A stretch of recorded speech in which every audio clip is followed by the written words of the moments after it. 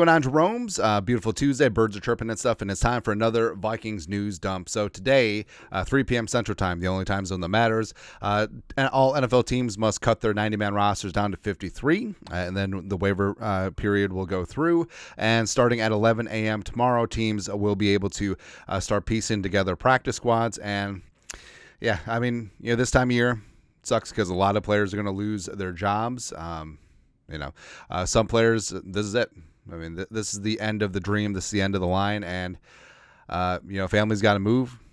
Kids got to make different school plans. And it's good to have a little bit of empathy at this time of year, but also balance that with this is the business, right? And everyone knows that going in. So it's still tough either way. But Vikings have made their initial first wave of cuts/waves on Tuesday.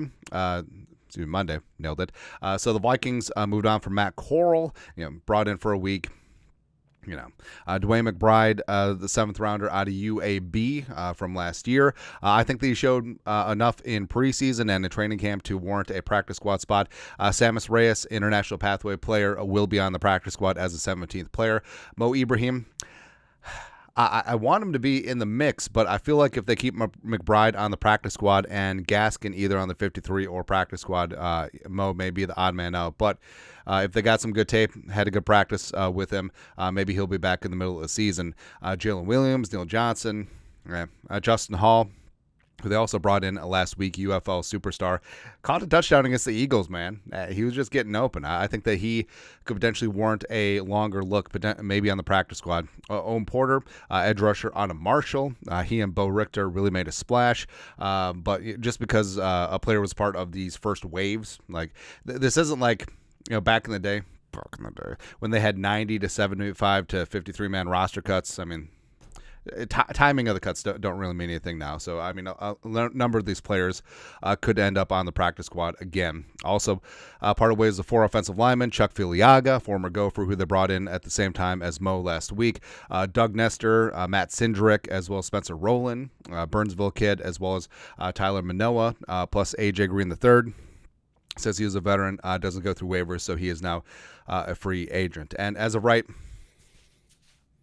meow, here are things stand. So the Vikings still have to make, I believe, so it was 24, and then they put Risner on IR, and they'll probably put Hockenson on the regular season PUP. So they got to make 22 more moves to get down to 53. They'll work it out. And also, I think that they could put Gabriel Murphy on injured reserve designated for return, so they have to make 21 moves. But, I mean, there's some tough decisions here. And I think this is a good sign. Obviously, I found that 53-man cuts this time around has been a lot more difficult than in previous years. So that really is a testament to the scouts and their evals, Kwesi's decisions, Kevin O'Connell and the staff coaching him up. So we'll see what shakes out the rest of the day today. And also Kwesi, that he's just scouring that waiver wire. Also looking to make a move, make some trades, ideally on the interior offensive line. Would be kind of nice. Also, any former Texans defenders, Kwesi's all up on that. Also all up on that. Hey, I got some clarification.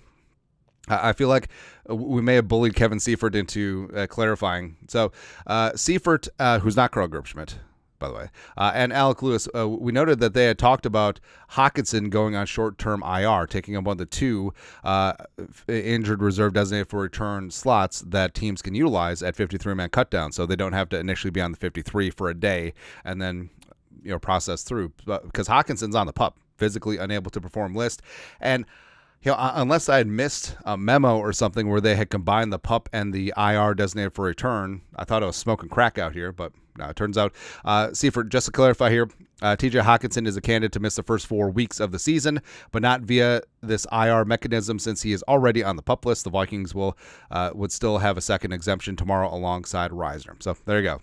I wasn't smoking crack. It's good to know. Also good to know.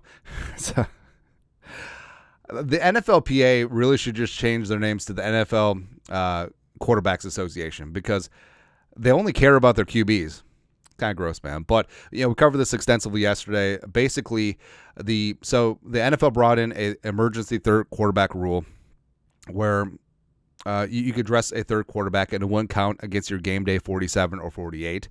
So you essentially have a 48th or 49th player on your active game day. By the way, they need to just get rid of the active game day. Like, I know that they set the number so that a team dealing with some short-term non-IR injuries is on equal footing with the other team. But how often does the 48th player on a team, because you can have 48 active on game day if you have 8 offensive linemen, how often do they impact the game?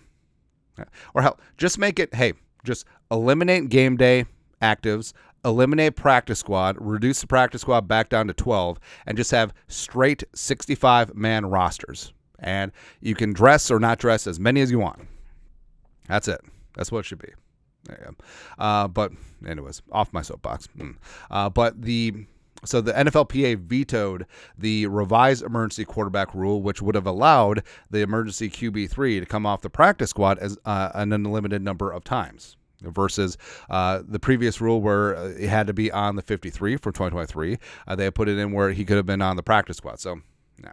But either way, it does cement Jaren Hall is going to be on the 53. Now, with the revised rule, we had talked about getting him down to the practice squad and then protecting him because you can protect up to 4 players per week, and then calling him up as the emergency quarterback 3. But now that the NFLPA has vetoed that rule, throw that out the window.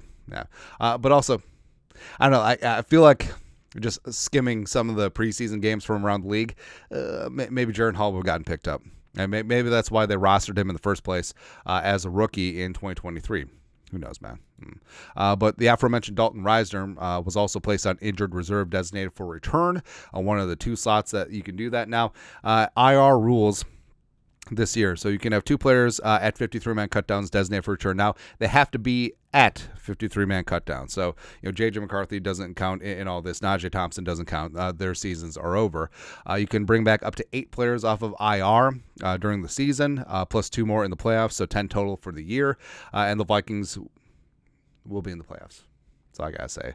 And for Risner, I mean, it's good because I think that they're going to have a numbers crunch here. I think that they want to keep 9 O-linemen on the 53, probably 2 on the practice squad, and with Risner on IR, now numbers-wise it works out with 11 bodies there. So I think Darisaw Brandel, Bradbury, Ed Ingram, O'Neal, obviously.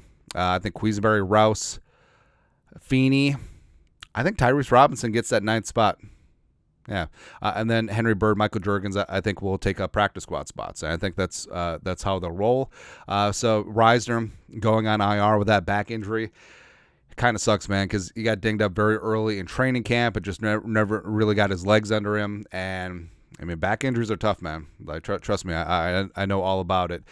I know all about it just being like a dad that lifts weights intermittently and rolls a little bit of jiu-jitsu, not a 6'5", 300-pound dude who has 6'5", 300-pound dudes trying to throw them out of the club every week. Nah. But Richard Risner, speedy return because it would be nice to have some depth along the interior offensive line. And hell, by the time that Risner is eligible to return week 5, maybe Ed Ingram will be out. Who knows? What I do know is that CeeDee Lamb finally got paid. Yay! Our long national nightmare is over. Actually, the CD drama hasn't been as forced down our throats as the Ayuk stuff, but yeah. Oh, by the way, if you're San Francisco and Brandon Ayuk, now you just have to restart negotiations. But CD, who was drafted ahead of Justin Jefferson in the 2022 class, agreed with the Cowboys' 4-year, $136 million deal, make him the second highest paid non-quarterback in NFL history behind Justin Jefferson. New deal includes a $38 million signing bonus and averaging $34 million per season, which is slightly less than Justin Jefferson. No big deal. And in the game of getting paid, if you're on the same tier, the guy that gets paid last should get paid more. But CD got paid less per year and significantly less signing bonus and significantly less guarantee. So I'm not saying, I'm just saying. I'm just saying. Hail to the king, baby. That's right. Also, just like, come on, man. So Skip Bayless, former television host. CD deserved more than Justin Jefferson. He's more of a run-after-catch force. Sure. Just whatever keeps you up at night, man. Or helps you sleep at night. Well, this should keep you up at night because I honestly feel that Skip Bayless broke sports media. Like, him and Stephen A. Smith, for their own personal gain, just completely nuclear detonated the sports discourse. Because now, instead of discussing with respect and logic and facts and empathizing with the other side, even if you don't agree with it, it's just shouting. It's just shouting. And then randomly just interjecting LeBron into the conversation. How does this affect LeBron's legacy? So stupid. So, like, sports is broken. Sports media is broken, man. Like, I feel like we probably reached the high watermark when Kornheiser and Wilbon first started Pardon the Interruption. I feel like that was the height, and then everything went down since then. Also, sports reporters on on a Sunday morning, that was fantastic. Also, do you guys remember Edge NFL matchup? It was like Mark Malone and Ron Jaworski. I think Merrill Hodge was on there too. So basically just all Steelers and Eagles guys. Whatever. But breaking down film, getting the All-22. No one had any idea what the All-22 was back in like 1998. And they were breaking things down, man. I miss that. Plus, Edge is the only shave gel I use still. I don't know if they're in business anymore. Doesn't matter. Also, speaking of doesn't matter, so Tua. Yeah, so the Tua and Flores beef, which, again, was odd. It was weird. It was personal. And I know that Dolphins fans and Tua apologists, well, first off, Dolphin fans, I mean, a lot of them hate Flores. It is what it is. Even though Flores has had just as much success with the Dolphins as Mike McDaniel. McDaniel's just been showier. It happens, man. But so Tua, so all of the sycophants are just like, well, Tua was asked the question about Flores. He didn't have to answer it that way. And also, the question really wasn't about Flores. It was more about Mike McDaniel, but I digress. And Flores, of course, a couple weeks ago had that emotional press conference where you could tell, like, Tua's words hurt. And, coaching is Flores' life's work. And, yeah, he's a hard ass. Yes, he's demanding. Yes, he has high standards for his players. And apparently Tua didn't like that. Tua took it personally, even though it wasn't personal. It was just business. Right. And, Flores says peace, and this sort of went away for a couple of days. And then Tua, of course, asked about it as presser. Per Persuasion points out the bullet points. Tua talking, asked about Flores. So hasn't heard from Flores. First off, if Flores reached out, so first, like Tua is definitely a snitch, right? For a myriad of reasons. And if Flores had reached out, 100%, a bajillion percent, Tua calls up the NFL, is like, hey, the defensive coordinator of the Vikings is tampering with me. 100%. Like, I know a snitch. That's a snitch. Yeah. Hasn't seen Florida's comments. Baloney. Absolute BS on that. So first off, we said this before, like, players and coaches always say, it's like, oh, we don't pay attention to the media or social media. Baloney. They're some of the most rabbit-eared, sensitive people out there. I mean, they're human, right? And also they get talked about a lot. So, yeah, and 100%, like we said, this was weird and personal. So I call absolute bull dookie that Tua didn't see Flores' comments. He probably was live streaming the press conference. Like, can we get the IP address check from Tua's house or Tua's phone? I bet you who's doing that. Was Tua gambling at the same time? I don't know. But like I said, I'm not a snitch. Doesn't have anything else to add. Whatever. And also, they're talking about how Flores benched Tua for Ryan Fitzpatrick, and he was all cryptic and stuff. It's like, oh, and that's all I'm going to say about that. Blah, blah, blah.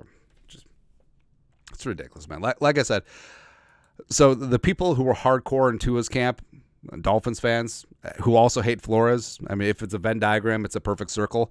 They were always going to side with Tua, and they were always going to say F Flores. And then there's fans like us who were always going to roll with Flores, and frankly, I've been indifferent about Tua, like even back at Alabama, but now I was like, But I feel like the absolute neutrals who just see the story as a third-party objective group, I mean, it's got to be like 90-10 in Flores' camp.